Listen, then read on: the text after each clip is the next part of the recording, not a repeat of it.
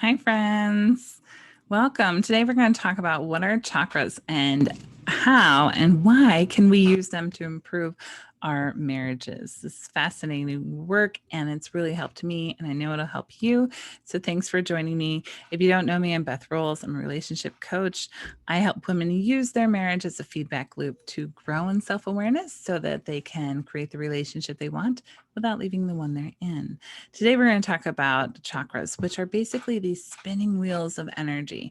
And we have at least 7 in our body that interact with the systems in our body, namely the nervous system and the endocrine gland system.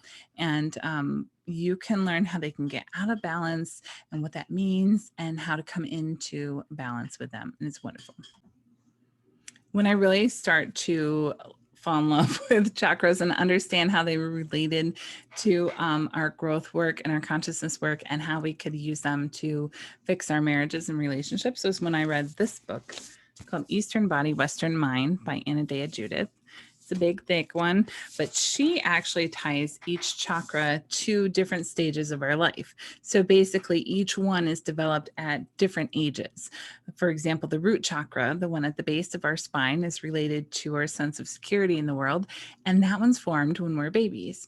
So depending on what happens to us at different ages, our chakras can either be totally in alignment and balanced, or one or more can be out of alignment.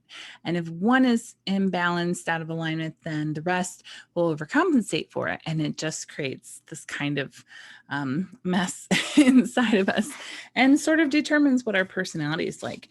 In fact, I can see how they are related to the personality typing system, the Enneagram. And I think I can see the correlation, but I don't actually have a full picture of exactly what combinations create what type. But we use this for a quiz that we made to match people to a coach based on what happened to them. And it was really interesting to kind of turn this qualitative data into a quantitative result and understand like what trauma actually looked like from a numerical sense. Really fascinating stuff. But anyway, today I have a presentation for you because we have so much information to cover. I wanted to make sure that it wasn't too confusing. And we're going to share this screen. All right. Okay. I think you can see it now. Let me just double check.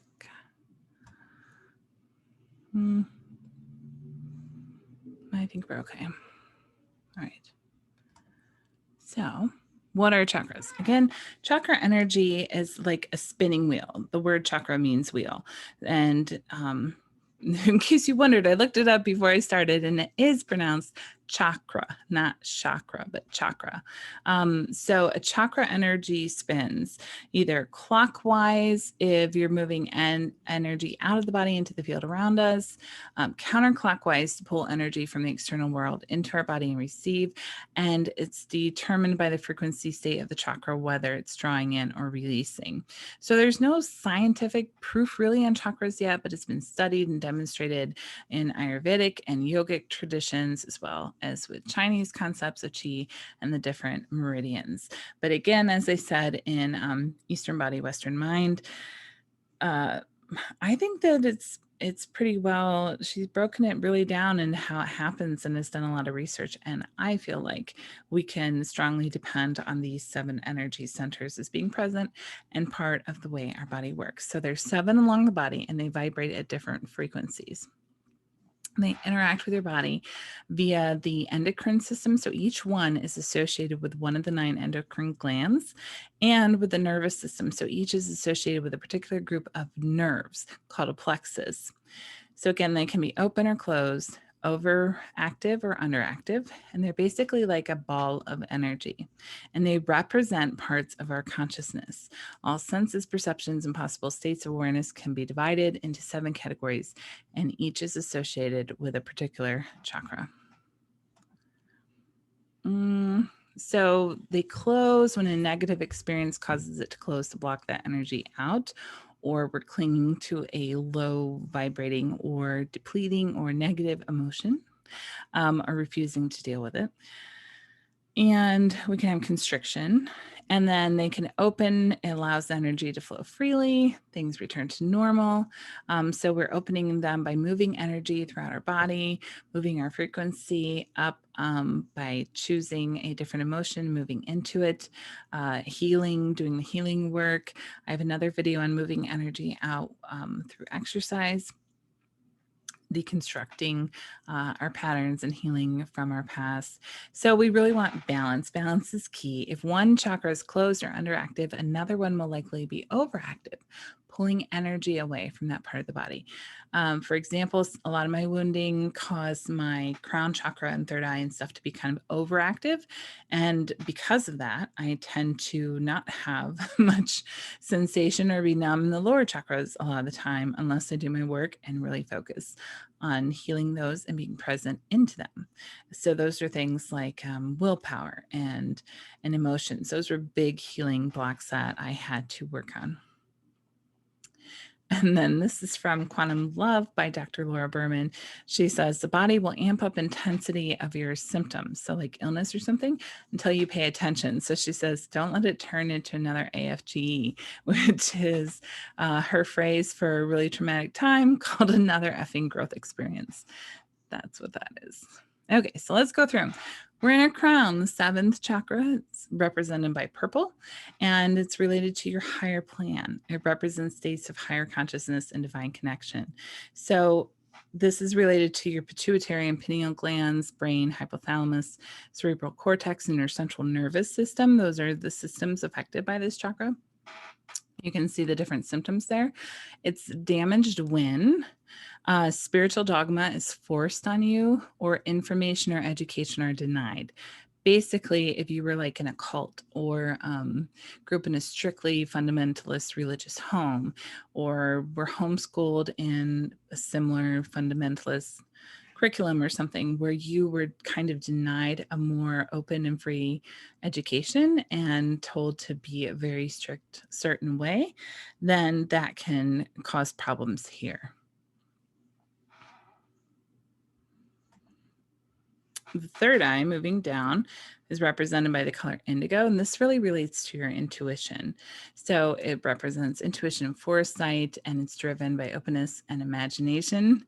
This one relates to your pituitary, your eyes, your brow, the base of your skull, biorhythms. So it's damaged when we are told what we perceive is not real, things are hidden or denied, or when what we see is beyond our understanding or scary. So if we see something really traumatic, for example, well, not an example for that, but another example of a way it's damaged is like if we have an alcoholic home and we call out what our parents did, but then they deny what happened.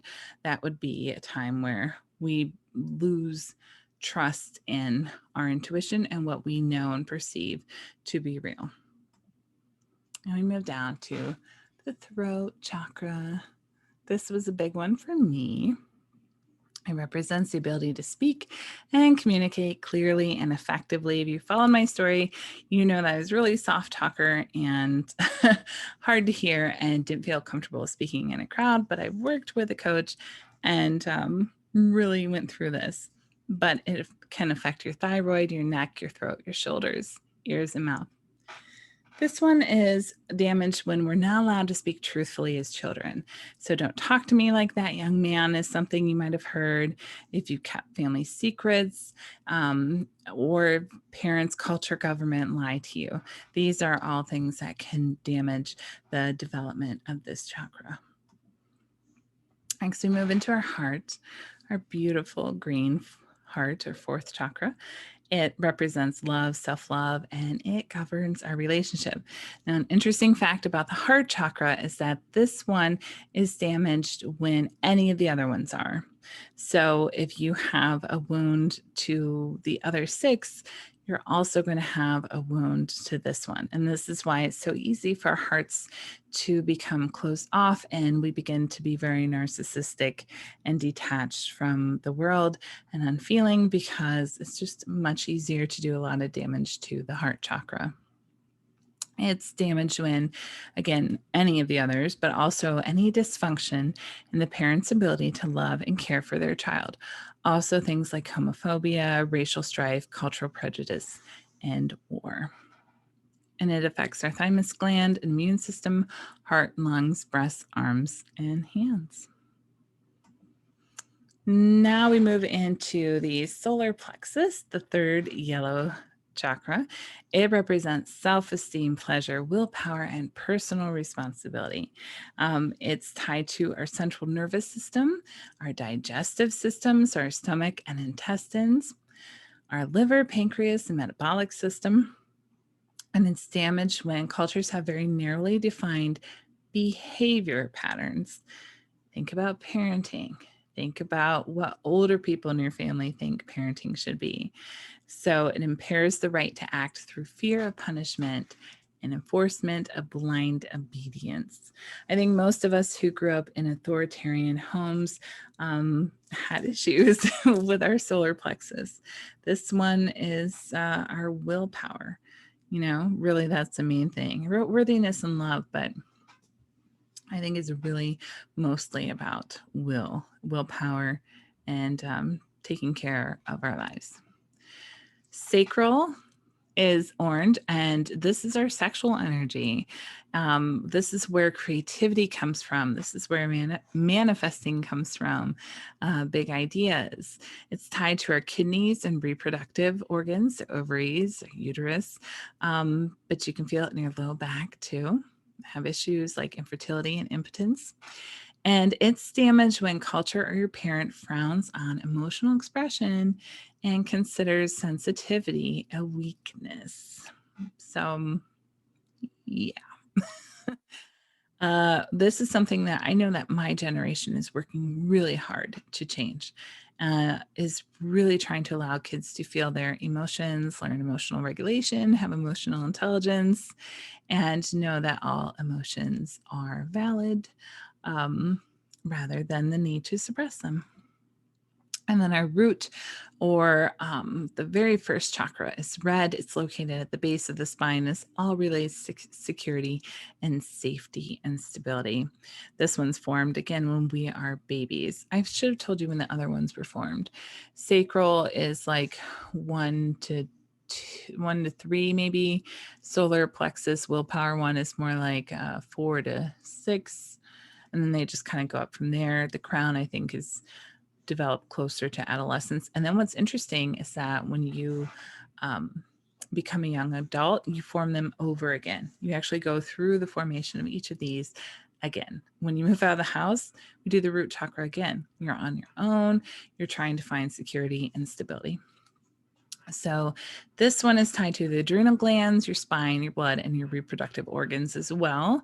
And it's damaged when the child is unwanted, denied food, clothing, shelter, warmth, medical care, or a healthy environment.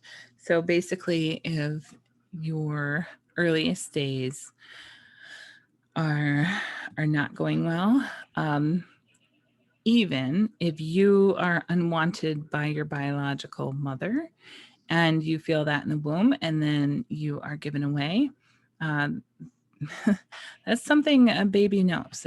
They aren't a blank slate who only knows the love and care of the arms they're put into. They also feel everything that the mother felt as she carried them for 9 months, and feel the separation from her. So it doesn't matter how loving of an adoptive family you went into, there can still be issues with safety and security if that was the case. A really good example is somebody I know who was conceived in a traumatic experience and then was given up for adoption. And then the adoptive family was also abusive. So they basically just never feel safe in the world. It's really sad. You can see those different imbalanced attributes for each of these. These are just more. I have a huge chart on them. This on the left, we have the root going over to the right with the crown chakra, but you can see some different traumas and abuses For example, the root chakra is traumas can be birth trauma, abandonment, physical neglect, poor physical bonding with the mother, feeding difficulties, abuse. And then also, this one's interesting, inherited traumas. So if the parent or grandparent was like a Holocaust survivor or a war veteran or grew up in poverty, those things can actually be handed down. The next one, sacral, can be related to sexual and emotional abuse, just coldness from your parents, lack of mirroring what you're doing, overuse of playpen or restricting environment, physical abuse, alcoholic families. And then solar plexus can be traumatized by shaming, authoritarianism, domination will, physical abuse, being in a dangerous environment, age inappropriate responsibilities, so the parentified child, and also inherited shame from the parents. So the parent who feels shame about something and passes that down to their kids. Then in a heart, the heart traumas include rejection, abandonment, constant criticism, grief, including the parents' grief, divorce. This is why I'm here. This death of a loved one, loveless, cold environment. When I say divorce is as traumatic to a child as the death of a parent, this is why, because it damages this chakra in the same way that the death of a parent does. The emotional trauma is the same. While the experiences can be wildly different for people, it can be just as horrific, if not more horrific. And then the throat chakra traumas can be lies, mixed messages, verbal abuse, constant yelling, excessive criticism, secrets, the alcoholic families, don't talk, don't trust, don't feel. The third eye traumas are when what you see doesn't go with what you're told, invalidation of intuition, and then again, those frightening experiences. And crown chakra traumas are withheld information, education that thwarts curiosity, forced religiosity, invalidation of one's beliefs, blind obedience, misinformation, lies, and spiritual abuse. You can see the different physical malfunctions here, the things that actually happen in the body as a result of these. So it's kind of interesting if you look through these and tie them to the different things that you're experiencing now. Maybe you can see some ways that what you're going through is related to traumas in your childhood. There's another book by Louise Hay, I think it's called Heal Your Body, that goes through like each thing and talks about why it might be. And then of course there's healing practices for all these. We've talked about movement to move out our emotions in another video. The root chakra is one that loves to do physical activity, reconnect with your body, lots of touch, massage, bioengineered grounding, hatha yoga. Movement therapy is also good for sacral issues. It's kind of interesting, though, the willpower one. If you have a deficiency in it, you can try to be more risky and do some risk taking.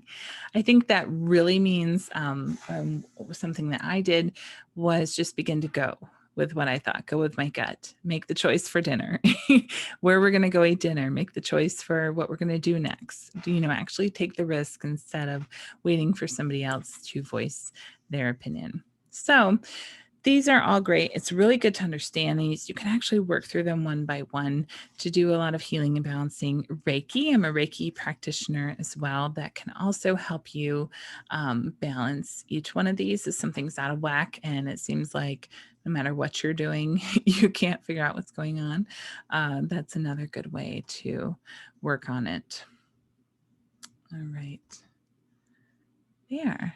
So this has been fun. This is a quick rundown, and I'm sorry for kind of rushing through it, of our 7 chakra systems. And I hope you can see now how they're damaged and what you can do to begin to get them back into a bit more balanced state, and why these are impacting your day-to-day, how they're interfering with your relationships because they're glaring things that are trying to get your attention and your self-love to heal them. And instead we tend to ignore them. And then they just come out into our interactions with others. And we don't want to do that anymore. All right. So I hope this helped. Please visit bethrowles.com or leave me a comment or send me a message. I'd love to hear from you what questions you still have about chakras, or work with you to make your marriage something that you create by design. Thanks for being here and thanks for watching. Bye.